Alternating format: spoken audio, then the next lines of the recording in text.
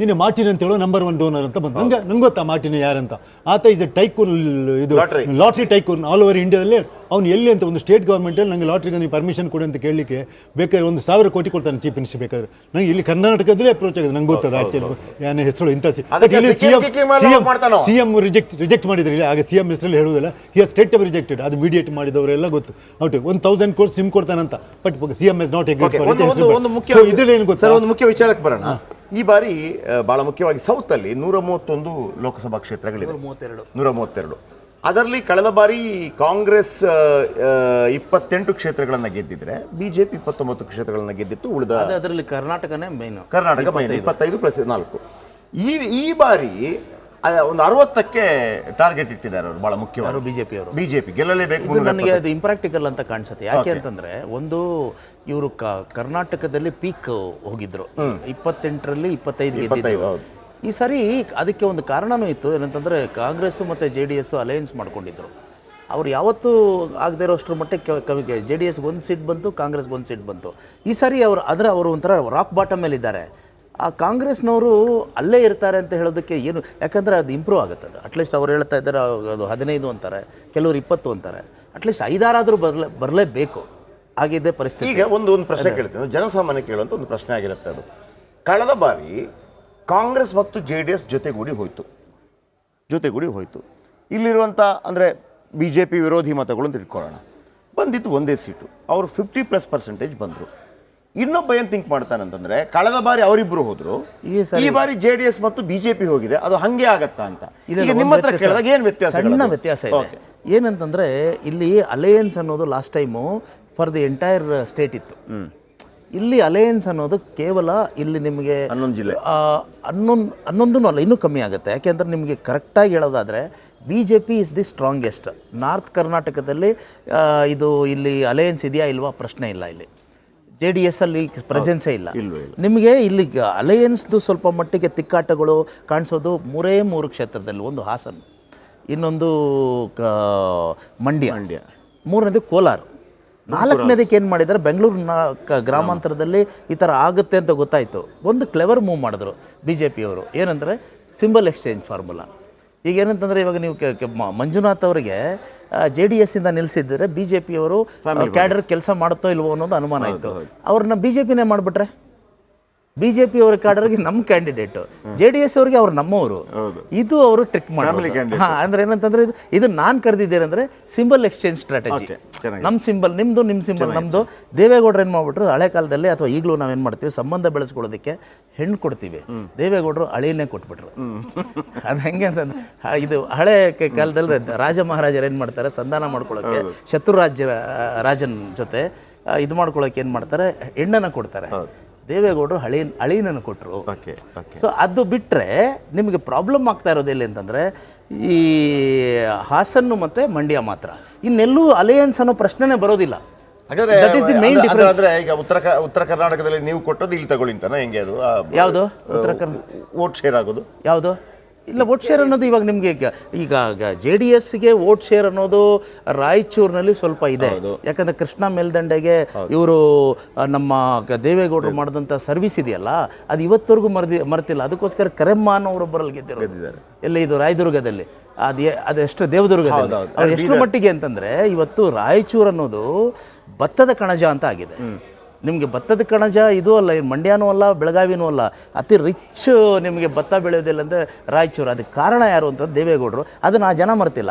ಆ ಥರದ ಪಾಕೆಟ್ಗಳಲ್ಲಿ ಸ್ವಲ್ಪ JDS ಇದೆ. ಆದರೆ JDS ಏನಂತಂದರೆ, JDS ಕ್ಯಾಡರ್ಗೆ ಅಥವಾ BJP ಕ್ಯಾಡರ್ಗೆ ಇದು ಕಾಂಬಿನೇಷನ್ ಸೋತಿದ್ದು ಹೇಗೆ ಅಂತಂದರೆ, ಇಲ್ಲಿ ಕಾಂಗ್ರೆಸ್ಸು ಎಷ್ಟು ಸ್ಟ್ರಾಂಗು, JDS ಅಷ್ಟೇ ಸ್ಟ್ರಾಂಗ್ ಕೆಲವೊಂದು ವಿಚಾರದಲ್ಲಿ. ಹಾಗಿರುವಾಗ ಏನಾಗುತ್ತೆ ಅಂದರೆ, ನೀವು ಲೀಡರು, ಇವ್ರ ಲೀಡರು, ನಾನು ಕಾಡರು, ಅವರು ಕಾಡರು. ನಾನು ಇವಾಗ ನಿಮ್ಮನ್ನು ನಂಬ್ಕೊಂಡು ನಾವಿಬ್ಬರು ಫೈಟ್ ಮಾಡಿದ್ದೀವಿ, ನೀವಿಬ್ಬರು ಒಂದಾಗ್ಬಿಟ್ರೆ ನಾವೇ ಹೇಗೆ ಒಂದಾಗೋಕ್ಕಾಗತ್ತೆ? ಸೊ ಹಾಗಾಗಿ ಆ ಹಾರ್ಟ್ ಬರ್ನ್ ಅದೇನಂತಂದ್ರೆ, ಮೇಲ್ಗಡೆ ನೀವು ಕೈ ಕುಲ್ಕೋದ್ರ ಜೊತೆಗೆ ಕೆಳಗಡೆ ಜೆಲ್ ಮಾಡಿಸ್ಬೇಕಲ್ಲ. ಅದಕ್ಕೆ ಟೈಮೂ ಸಿಗಲಿಲ್ಲ ಕರ್ನಾಟಕ ಕಾಂಗ್ರೆಸ್ನಲ್ಲಿ. ಅದನ್ನು ಮಾಡೋದಕ್ಕೂ ಕೂಡ ಯಾರಿಗೂ ಇಷ್ಟನೂ ಇರಲಿಲ್ಲ.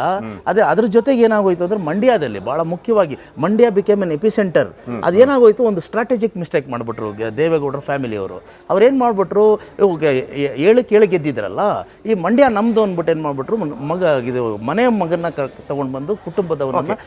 ಶೆಟ್ರೆ, ಒಂದು ವೇಳೆ ಈ ಬಾರಿ ಕೂಡ ಕಳೆದ ಬಾರಿ ಬಿಜೆಪಿ 25 ಸೀಟ್ಗಳನ್ನು ಗೆದ್ದಿದೆ, 51%. ಈ ಬಾರಿ JDS ಜೊತೆ ಹೋಗೋದ್ರಿಂದ ಆಗುವಂಥ ಲಾಭ ಏನು? ಸಿಂಗಲ್ ಪಾರ್ಟಿಯಾಗಿ ಹೋಗಿದ್ರೆ ಏನಾಗ್ತಿತ್ತು? ನೋಡಿ, ಇದರಲ್ಲಿ ಅಲಯನ್ಸ್ ಬಂದಾಗ ಓಟ್ ಶಿಫ್ಟಿಂಗ್ ಉಂಟಲ್ಲ, vote transfer from one party to other, ಅಲಯನ್ಸ್ಗೆ ಓಟ್ ಟ್ರಾನ್ಸ್ಫರ್ ಆಗ್ತಾ ನೋಡ್ಬೇಕು. ಕಳೆದ ಬಾರಿ ಅಂತೂ it is proved, election counting ಆದಮೇಲೆ ಇಲೆಕ್ಷನ್ ಓಟು ಟ್ರಾನ್ಸ್ಫರ್ ಆಗಲೇ ಇಲ್ಲ. ಇನ್ಸ್ಟೆಡ್ ಯಾರು JDSನವರು ಕಾಂಗ್ರೆಸ್ ಹಾಕಬೇಕಿತ್ತು ಅಲಯನ್ಸ್ ಪ್ರಕಾರ, ಅವರು BJP ಹಾಕಿದ್ರು. ಕಾಂಗ್ರೆಸ್ನವರು JDS ಹಾಕಬೇಕಿತ್ತು, ಅವರು BJP ಹಾಕಿದ್ರು. ಓಟ್ಸ್ ಈ ಸಲ ಅಲ್ಲ, ಈ ಸಲ ನಿಮ್ಮ ಸರ್ವೆ ರಿಪೋರ್ಟಲ್ಲಿ ನೋಡ್ತಾ ಹೋದರೆ every chances of vote shifting ಆಗ್ತಾ ಉಂಟು. ಈ ಸಲ ಟ್ರಾನ್ಸ್ಫರ್ ಓಟ್ ಆಗ್ತಾ ಉಂಟು. ಯಾಕಂದ್ರೆ ಅಲ್ಲಿ ಬದ್ಧ ವೈರಿಗಳು, ಶಿವಶಂಕರ್ ಹೇಳಿದಾಗೆ, ಇಲ್ಲಿ ದಕ್ಷಿಣ ಕರ್ನಾಟಕದಲ್ಲಿ ಬದ್ಧ ವೈರಿಗಳೇ BJP ಮತ್ತು ಕಾಂಗ್ರೆಸ್, ಇದು JDS ಮತ್ತು ಕಾಂಗ್ರೆಸ್ಗಳು. ಅವರು ಅಲಯನ್ಸ್ ಮಾಡಿದರೆ ಅಂತ ಉಂಟು. ಈ ಲೀಡರ್ ಅಲಯನ್ಸ್ ಹೋಗ್ಬೋದು, ಗ್ರೌಂಡ್ ಲೆವೆಲಲ್ಲಿ ವರ್ಕರ್ಸ್ ಅಲಯನ್ಸ್ ಆಗಲೇ ಇಲ್ಲ. ಬಟ್ ಈ ಸಲ ಹಾಗಲ್ಲ. ನನಗೆ ಆ 25-3 ಅಂತ ನಿನ್ನೆ ಪೋಲಲ್ಲಿ ಕೊಡ್ತಾ ಇದ್ದಾರೆ. ಮ್ಯಾಕ್ಸಿಮಮ್ ಇದು ಯಾವ ಪೋಲ್ ಕೂಡ 5ಕ್ಕಿಂತ ಜಾಸ್ತಿ ಕೊಡು. ಇದನ್ನು ನೋಡಿದರೆ ಓಟ್ ಶಿಫ್ಟಿಂಗ್ ಆಗ್ತಾ ಉಂಟು. ಕೆಲವು ಕ್ಷೇತ್ರ, for example Tumakuru, that is the only ಕ್ಷೇತ್ರ ನಿಮ್ಗೆ ಗೊತ್ತಿರ್ಬೋದು, ಗೌಡಾಸ್ ಆ್ಯಂಡ್ ಒಕ್ಕಲಿಗರು, ಲಿಂಗಾಯತರು ಈ ಕರ್ನಾಟಕ ಈಕ್ವಲ್ ಆಗಿರುವವರದ್ದೇ ಒಂದೇ ಒಂದು ಕ್ಷೇತ್ರ ಅಂದರೆ ತುಮಕೂರು. ಅಲ್ಲಿ ಈಕ್ವಲ್ ಇದೆ ಆಲ್ಮೋಸ್ಟ್ ಒಕ್ಕಲಿಗಾಸ್ ಆ್ಯಂಡ್ ಲಿಂಗಾಯತ್. ಇಲ್ಲಿ ನೋಡಿ, ಈಗ ಮುದ್ದಹನುಮೇಗೌಡರು ಕಾಂಗ್ರೆಸ್, ಆ ಲೆಕ್ಕದಲ್ಲಿ BJP ಎಷ್ಟು ಬರುತ್ತೆ, ಕಾಂಗ್ರೆಸ್ ಎಷ್ಟು ಬರುತ್ತೆ? ನನ್ನ ಲೆಕ್ಕ ಅಷ್ಟು ನನ್ನಂದೇ 22-6 ಬರ್ಬೋದು ನನ್ನ ಲೆಕ್ಕ. 22-6 ಅಂತ ಒಂದು ತುಂಬಾ ರಿಸ್ಕ್ ಡೇಂಜರಲ್ಲಿ ಇರೋರು ಯಾರು ಗೊತ್ತಾ? ನೀವು ಹೇಳಿದ್ದು ಅದಕ್ಕೆ ಸಣ್ಣದು ಒಂದು ವ್ಯತಿರಿಕ್ತವಾದಂಥ ಅಬ್ಸರ್ವೇಷನ್ ನಂದಿದೆ. ಏನಂದರೆ ಹಾಸನ್ನು ಮತ್ತು ತುಮಕೂರು BJP ಇದನ್ನು ಅಲಯನ್ಸ್ ಕ್ಯಾಂಡಿಡೇಟ್ ಹಾಕಿದ್ದಾರೆ. ಬಟ್ ಈ ಸಾರಿ ಏನಾಗಿದೆ ಕುತೂಹಲ ನನಗಿರೋದೇನಂತಂದರೆ, ಹಾಸನ್ ಈ ಅಲಯನ್ಸಿಂದನೇ JDS ಸೋತೋಗ್ಬಿಟ್ಟು ನನಗೆ ಆಶ್ಚರ್ಯ. ಯಾಕೆಂದರೆ ಏನಂದರೆ ವೋಟ್ ಶಿಫ್ಟ್ ಆಗೋದಿರಲಿ.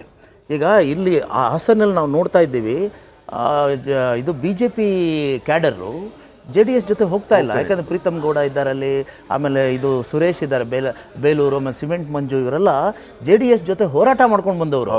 ಆಮೇಲೆ ಪ್ರಜ್ವಲ್ ಜೊತೆ ಮುಷ್ಟಾಮುಷ್ಟಿ ಮಾಡಿದಂಥವ್ರು, ಅವ್ರ ಜೊತೆ ಮಾಡೋದಕ್ಕೆ ಅಂದರೆ ಕಷ್ಟ ಇದೆ. ಹಾಗಾಗಿ ಸರ್ವೇನೂ ಸ್ವಲ್ಪ ವೀಕ್ ಇದೆ. ಈ ಕುಮಾರಸ್ವಾಮಿ ಅವರು ಒಪ್ಕೊಂಡಿದ್ರು ಅವ್ರನ್ನ, ಪ್ರಜ್ವಲ್ ಅವ್ರನ್ನ ಚೇಂಜ್ ಮಾಡೋದು ಚೆನ್ನಾಗಿರ್ತೇನೋ ಅಂತ. ಅದು ಕುಟುಂಬ ರಾಜಕೀಯಕ್ಕೆ ಆಗಲಿಲ್ಲ. ಸೊ ಹಾಗಾಗಿ ಅಲ್ಲಿ ನನಗೊಂದು ಕುತೂಹಲ ಇದೆ. ಸೋಲ್ಬೇಕು ಅಂತ ನನ್ನ ಉದ್ದೇಶ ಅಲ್ಲ. ಇದು ಸ್ಟೇ ಇದೆ. ಆದರೆ ಏನಾಗುತ್ತೆ ಅಂದರೆ ಇದು ಈ ಟರ್ಮ್ ಆಗಿಬಿಟ್ರೆ ಅದು ಫ್ರಿವಲಸ್. ನಾನು ಅದೇ ಪಾಯಿಂಟ್ ಅನ್ನು ಕೇಳ್ತಾ ಇದ್ದೀನಿ. ಒಬ್ಬ ಜನಸಾಮಾನ್ಯರಿಗೆ ಥಿಂಕ್ ಮಾಡ್ತಾನೆ, ಅಲ್ಲ JDS ಜೊತೆ ಸೇರಿ ನೀವು 22 ಬರೋದಿದ್ರೆ, JDS ಜೊತೆ ಸೇರಿ ನೀವು 22 ಬರೋದಿದ್ರೆ, ಕಳೆದ ಬಾರಿ ಒಬ್ಬರೇ ಇದ್ರಲ್ಲ. ಅದೇನು ಗೊತ್ತಾ ಜಯಪ್ರಕಾಶ್ ಅವರೇ, last time most unexpected result ಬಂದಾಗ ಈ ಗ್ಯಾರಂಟಿಗಳೆಲ್ಲ ಇರಲಿಲ್ಲ. ಇಲ್ಲಿ ನಾನು ಮೊದಲೇ ಹೇಳಿದಲ್ಲ, ಇದು ಗ್ಯಾರಂಟಿಯಿಂದ ಏನಾದರೂ ಸರ್ವೈವ್ ಆಗಬೇಕು ಕಾಂಗ್ರೆಸ್. ಅದರ ಬೇರೆಯವ್ರದ್ದು ಯಾವ ಅಸ್ತ್ರನೂ ಇಲ್ಲ. ಅವ್ರ ಹತ್ರ ಮೋದಿ ಅಸ್ತ್ರ, ರಾಮಾಸ್ತ್ರ, ಹನುಮಂತರ ಬಾವುಟ ಎಲ್ಲ ಉಂಟು ಅವ್ರ ಹತ್ರ. ಇವ್ರ ಹತ್ರ ಇದು ಕ್ವಾಲಿಫೈ ಗ್ಯಾರಂಟೀಸ್ ಅಂತ ಇದನ್ನು ನಾನು ಮೊನ್ನೆ ನನ್ನ ಫ್ರೆಂಡ್ಸ್ ಕಾಂಗ್ರೆಸ್ ನೋಡ್ತಾ ಡಿಬೇಟಿಗೆಲ್ಲ ಹೋಗಿ ಹೇಳ್ತಾ ಇದ್ದೆ, ನೋಡಿಯಪ್ಪ ನಿಮ್ಗೆ ಏನು ನೋಡಿ ಆ್ಯಡನ್ನು ಚೇಂಜ್ ಮಾಡಿ ಅಂತ ಹೇಳಿ ಸರ್. ಅದನ್ನು ಈಗ ಬರ್ತಾ ಉಂಟು ಅದನ್ನು ಸರ್, ಅದು ನನಗೆ ಹೇಳಿದ್ರು ಅವ್ರು. ಆ್ಯಕ್ಚುಲಿ ನೀವು ಕೆಳಗಡೆ ಈ ಚಿಕ್ಕದಾಗಿ ಗೃಹಲಕ್ಷ್ಮಿ, ಸಿರಿಲಕ್ಷ್ಮಿ, ಯುವನ್ ಇದೆ ಅಂತ ಅದಕ್ಕೆ ಸ್ವಲ್ಪ ಜಾಸ್ತಿ ಕೊಟ್ಟು ಮೇಲೆ ತಗೊಂಡೋಗಿ ಸ್ವಲ್ಪ ನೀವು ಮೇಲೆ ಏನು ಗೊತ್ತಾ, ಇವತ್ತು ಅದು ಓಪನಿಗೆ ಇದು ಓಪನಿಗೆ ಚಿಕ್ಕದು ಮಾಡಿ ಈಗ ಇದನ್ನೆಲ್ಲ ಮಾಡಿ ಈಗ ಇತ್ತಿದ್ದರೆ ಬರ್ತಾವೆ, ಅದನ್ನೇ ದೊಡ್ಡದಾಗಿ ತೋರಿಸ್ತಾ ಇರಿ. ಮತ್ತೆ ನೀವು ಏನು ತೋರಿಸಿದ್ರೆ ಅದನ್ನು ನೋಡೋದಿಲ್ಲ. ಏನಾದರೂ ನಿಮ್ಮನ್ನು ಕೈ ಹಿಡಿಬೇಕಾದ್ರೆ ಆ ಗ್ಯಾರಂಟಿಗಳೇ. ಮತ್ತೇನು ಗೊತ್ತಾ, as on today only one number mass leader ಅಂದ್ರೆ ಸಿದ್ದರಾಮಯ್ಯ.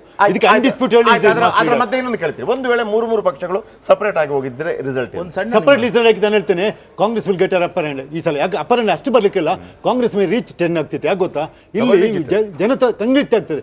ಹಳೆ ಮೈಸೂರನ್ನು ಸ್ವೀಪ್ ಮಾಡ್ತಿದ್ರು ಈ ಸಲ.